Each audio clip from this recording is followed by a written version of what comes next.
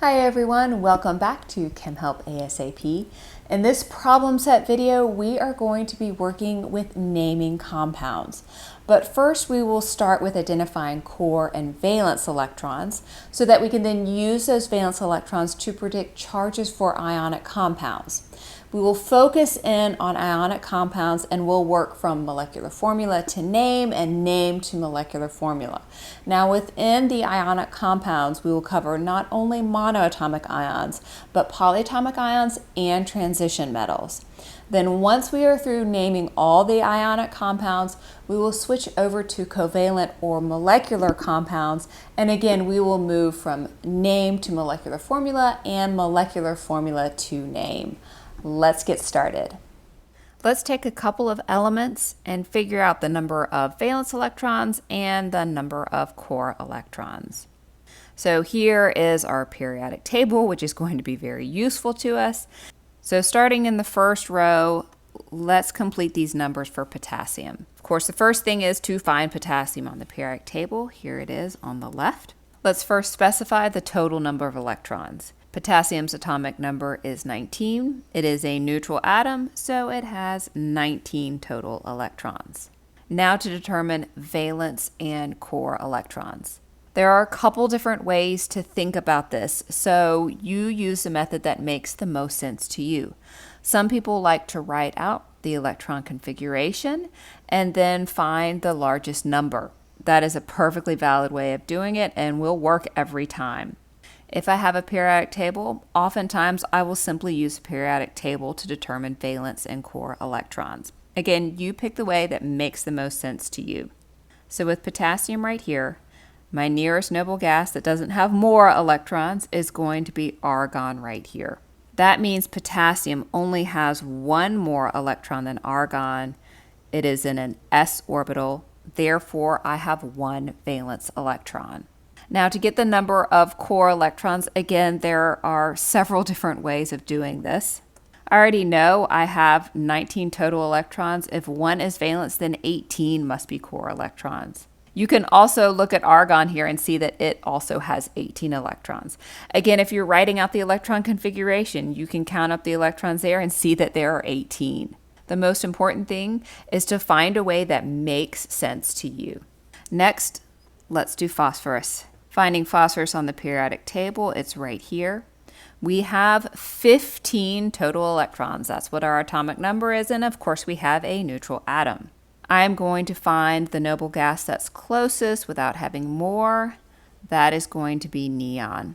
Now I'm going to count up electrons. So from neon, I've got 1, 2, 3, 4, 5.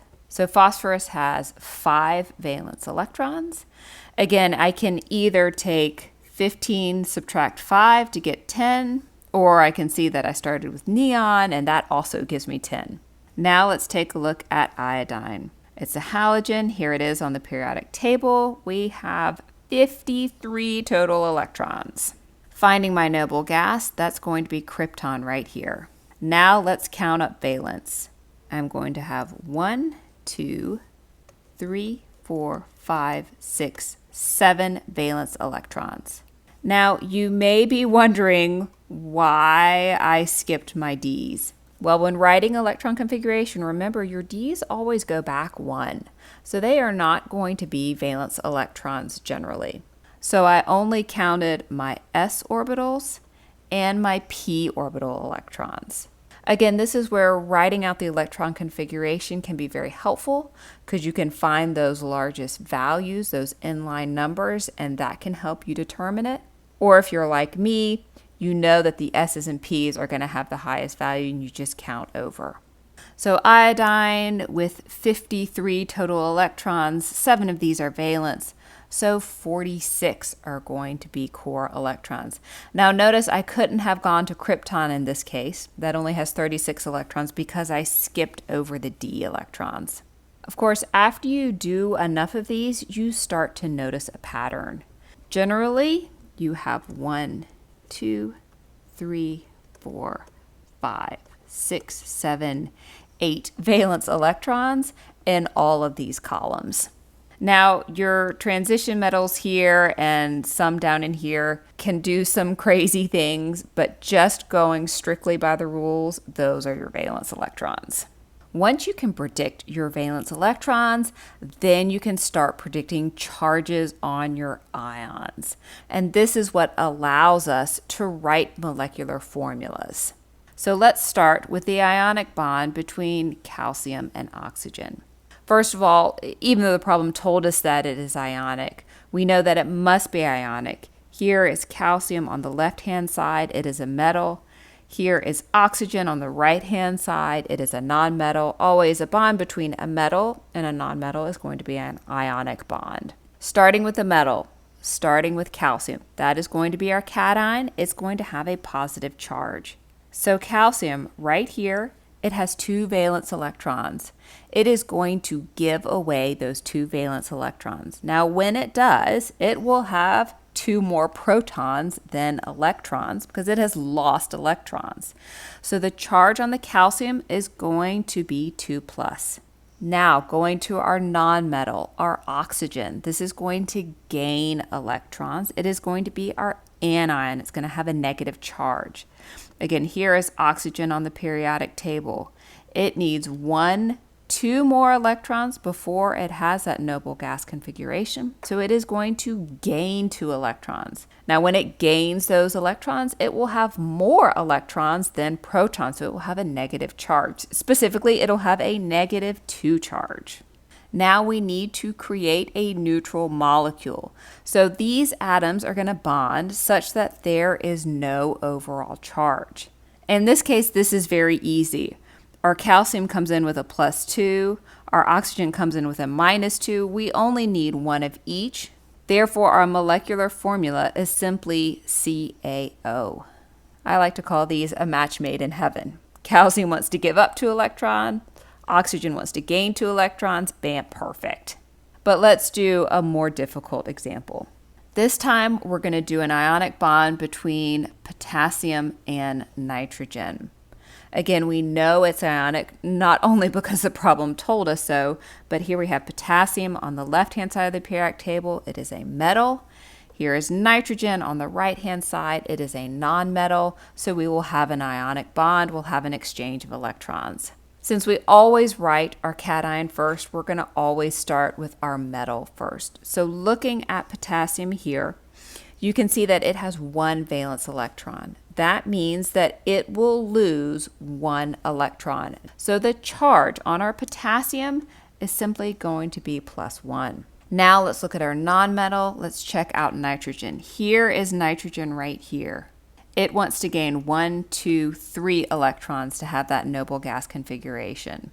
Now, when it forms a bond, it is going to gain 3 electrons. It's not going to be satisfied gaining 1 or 2. It's all or nothing for these elements.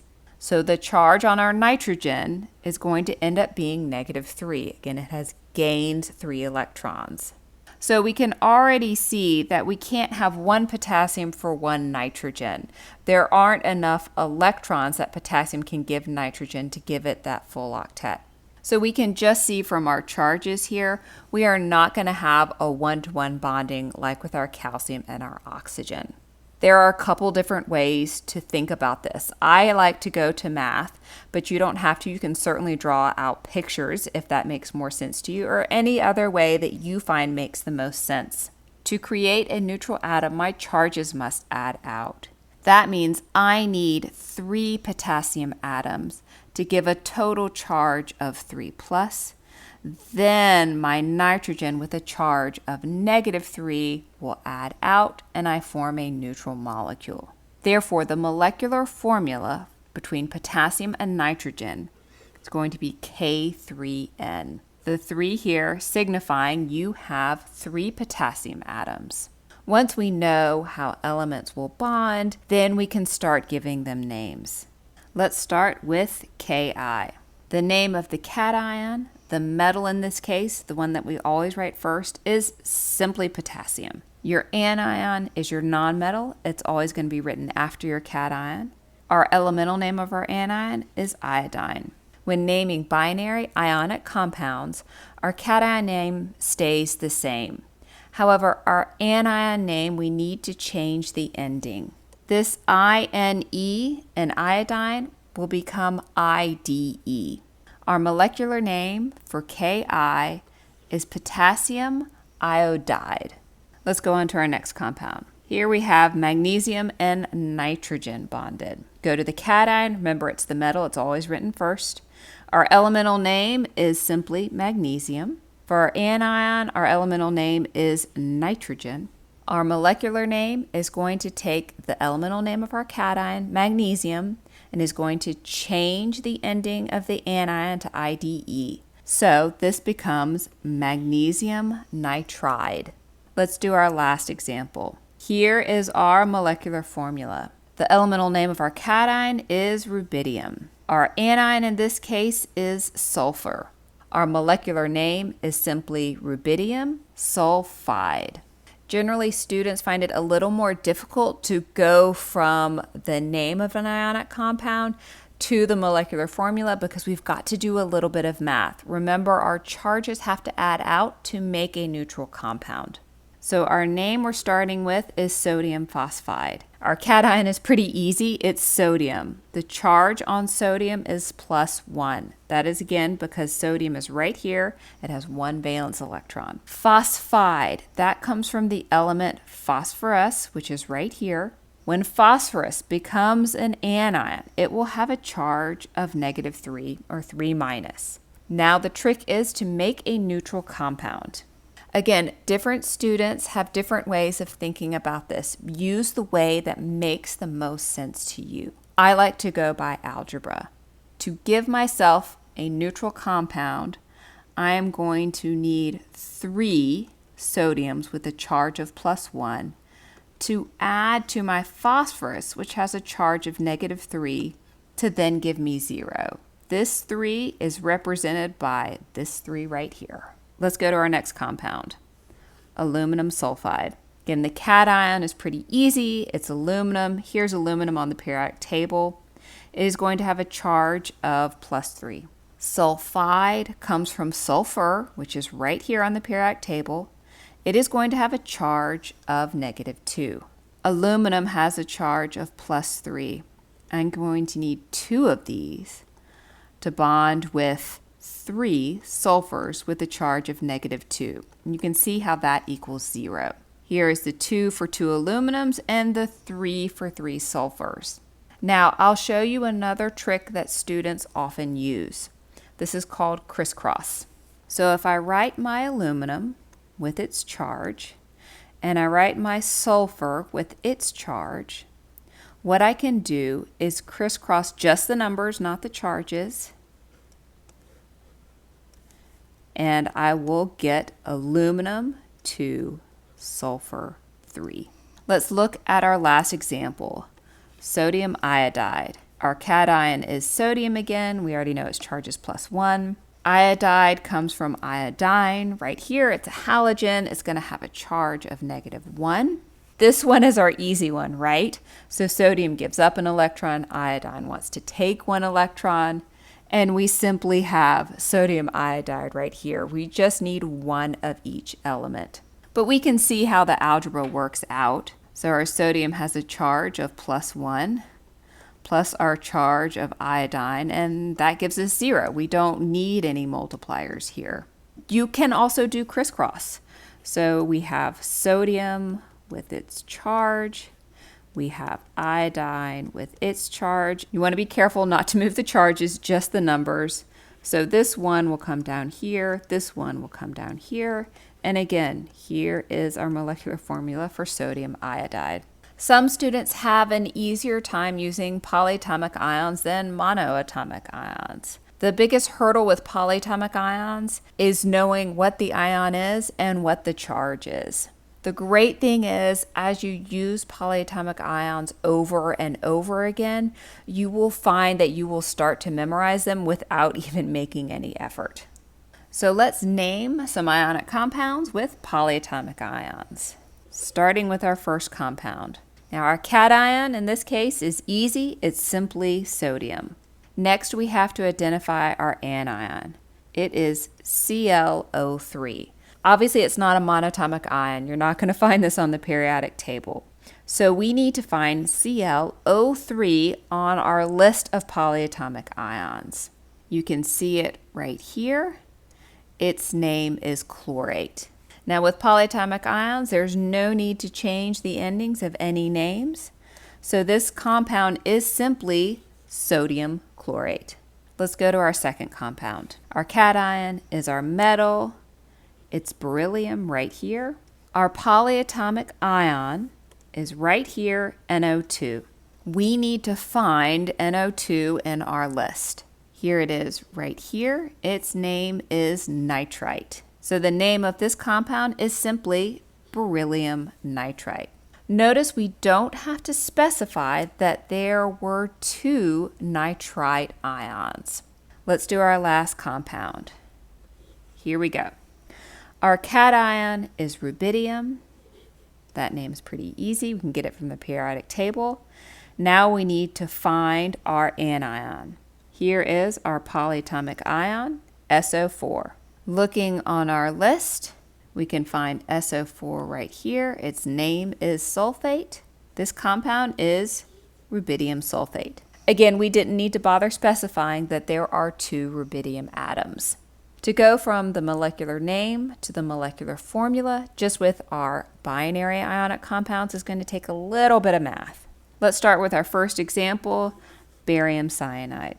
Our cation is pretty easy. It's going to be barium, but we need to get a charge on it. So let's find barium on the periodic table. Here it is right here. So now we know our charge is going to be 2+. Our anion is cyanide. That is a polyatomic ion. So let's find it on our list of polyatomic ions. Cyanide is right here. Here is the molecular formula and the charge given to us. So I'm just going to rewrite that in our table. Remember, we need to make a neutral compound. So we need our charges to add to 0. I'm going to need 2 cyanide ions to take care of the charge on my barium. Here is barium cyanide. One thing I want to point out is the use of parentheses to show that I have 2 cyanide polyatomic ions. If I were to write this as simply BaCN2, this 2 would only apply to the nitrogen, not to the whole cyanide ion. That is why the parentheses are so important when you're communicating to other scientists to say, no, I have 2 cyanide ions, not simply 2 nitrogen atoms. I know it feels very picky right now when you're first learning this, but without these parentheses, you are going to have the wrong compound, which means in the future, if you're doing a reaction with this, you are going to get the wrong reaction. Let's go to our next example, potassium sulfite. So potassium, of course, is a metal. Here it is on the periodic table, so its charge is going to be +1. Sulfite is a polyatomic ion. Let's find it in our list. So if we look for sulfite, here it is. And here is the molecular formula and the charge. So let's put that in our table just to help us out with our charges. To make a neutral compound, I am definitely going to need 2 of these potassium ions for my charges to add to 0. So here is my formula for potassium sulfite. Here I did not need to use parentheses around the potassium because it is a monoatomic ion. That too only applies to my potassium. Last example, aluminum carbonate. My cation is aluminum. Here's aluminum right here. It has a charge of 3+. Carbonate I'm going to need to find in my list. Let's see, carbonate. Here's carbonate right here. Here is its molecular formula and charge. Let's put that in my table. As always, I'm going to make a neutral compound. Now here is where, again, crisscross can be helpful. So if I write this down, here is my aluminum with my charge. Here is my carbonate with its charge. And I can crisscross, just like I did with my monoatomic ions. So my 2 is going to come to my aluminum, and my carbonate, I'm going to need a 3. So I need parentheses and the 3 on the outside, again to say I need 3 carbonate ions. If I were to write this without the parentheses and just put the 3 out here, then it starts to look like I have 33 oxygen atoms, which of course I do not have. I need 3 carbonate polyatomic ions. Again, showing that parentheses is really key here. Now, if you prefer to use your algebra, you know that you need 2 aluminums that have a charge of +3 added to 3 carbonates with a charge of -2, and that will also get you to a neutral molecule. Again, there are lots of different ways to think about this. Find the way that makes the most sense to you. Let's name some ionic compounds that have transitional metals. Transition metals are difficult. They can have different charges, so we need to make sure we communicate with the reader which ion we're talking about. So let's start with our first example. Our cation is titanium. Let's find titanium on the periodic table. Here it is right here. We need to figure out what the charge is on that titanium. The way to determine that charge is to next look at our anion. Our anion is a polyatomic ion, CO3. Let's find this on our chart. Here is CO3. Its name is carbonate. You can see that it has a charge of -2. Now we need to do a little bit of algebra. We have 1 titanium atom. I don't know what its charge is. I'm going to call it X. We have 2 carbonate ions. Charge on carbonate is -2. I know that I've made a neutral compound, so my charges have added to give me 0. Now I can figure out what this X is. This X must equal 4. The charge on my titanium is +4. Therefore, when I write the molecular name, I'm going to call this titanium 4 carbonate. Don't forget to change that 4 into a Roman numeral. Let's go to my second example.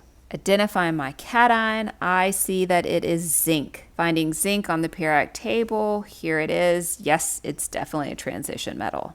Okay, let's use my anion to help. My anion is fluorine. It's a monoatomic ion. Here's fluorine on the periodic table. It's going to have a charge of -1. Let's do a little math. My zinc, again, I'm going to call X. I don't know what it is. I do have 2 fluorine anions. They each have a charge of -1, and I have made a neutral compound, so that must equal 0. Now it becomes a little more clear.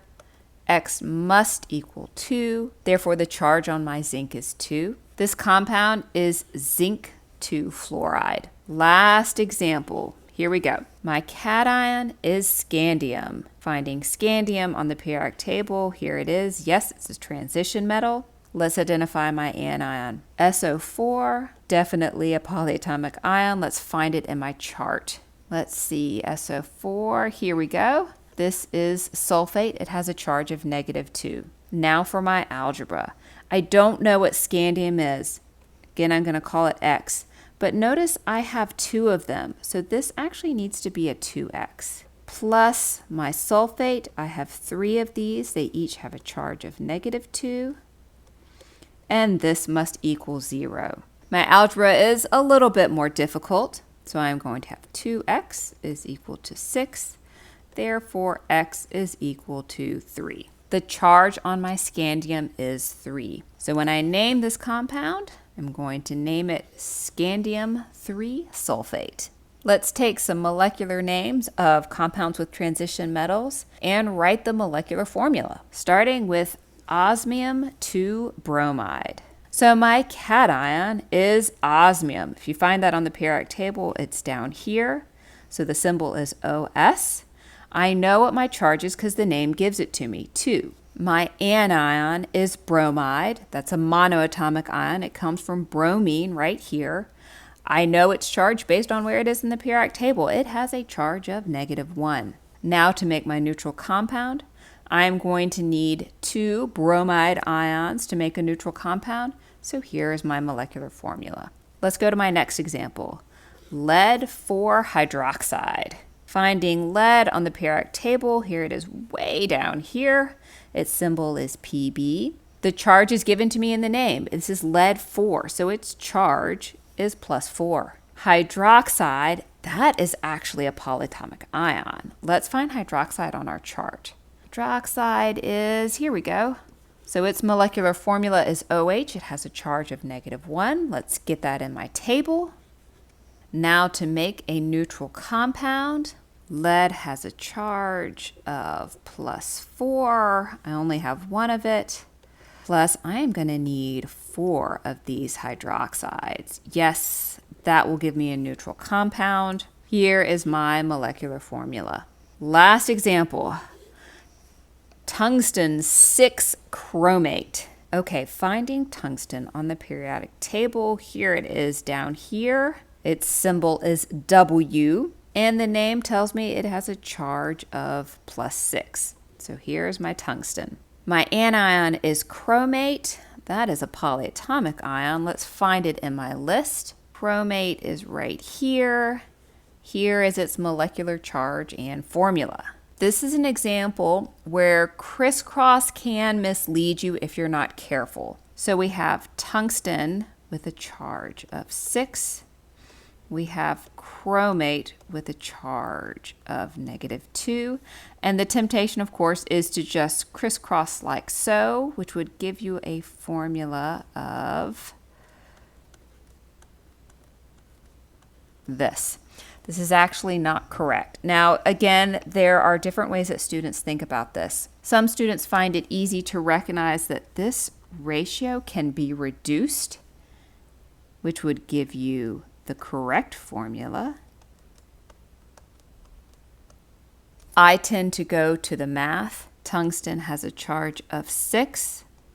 Therefore, I am only going to need 3 of the chromates to give me a neutral compound. As always, choose the way that makes the most sense to you. My final answer here is tungsten 4-chromate. Let's name some covalent or molecular compounds. After working with all the algebra that you have to do with ionic compounds, most students are very happy to name covalent compounds. So let's complete our table. Here is our first molecular formula. You actually probably already recognize this formula and know the name, but let's go through the steps. First, we know that it's covalent because we have 2 nonmetals bonded together.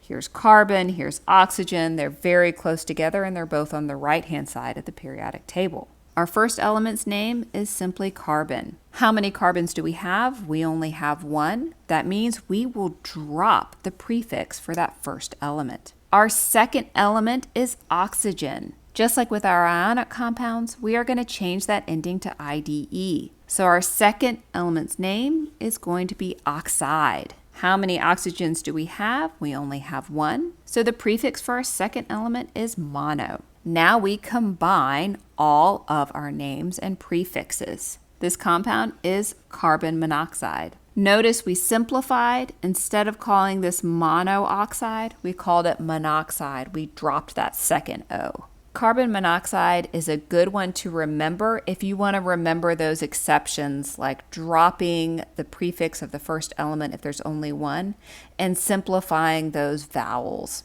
Let's go to our second example. We know this is a molecular compound because we have carbon and chlorine. Again, both nonmetals are on the right-hand side of the periodic table and they're close together. Our first element name is carbon. Because there's only 1 carbon, we are again going to drop that prefix. Our second element is chlorine, like we found right here. Again, change the ending to IDE. This is going to be called chloride. How many of these chlorides do we have? We have 4. That prefix is tetra. Now we simply put everything together. This is carbon tetrachloride. Our last example here. Our first element is sulfur. We only have 1, so again, we are going to drop that prefix. Our second element is oxygen. This becomes oxide, as we saw before. We have 3 oxygens, so our prefix is tri. This is sulfur trioxide. It's nice not to have to do any algebra, right? Let's take the names of our covalent compounds and translate them into molecular formulas. Starting with diboron trifluoride. My first element is boron. Here's boron on the periodic table. How many borons do I have? Well, because the prefix is di, I have 2 of them. My second element was fluoride, which means it came from fluorine right here. So my second element is fluorine. How many fluorines do I have? Well, my tri prefix tells me I have 3. Now I simply put it all together. B2, F3. No math involved. Here's my second example, xenon tetroxide. Okay, so my first element is xenon. Here's xenon right here. It's a noble gas. There is no prefix that tells me that I only have 1 xenon. Now, oxide comes from oxygen, of course, which is right here on the periodic table. How many oxygen atoms do I have? Well, it came from tetra, so I have 4. So my molecular formula is XeO4. My last example, trisulfur pentachloride. My first element is sulfur. Here is sulfur right here. How many sulfurs do I have? That's a tri, so I have 3. My second element, chloride, is chlorine, right here on the periodic table. How many chlorines do I have? Well, I have penta, so I have 5. So my molecular formula, S3Cl5. With naming, the best thing you can do is just practice over and over again. So I hope practicing these problems together helped you, and thanks so much for watching.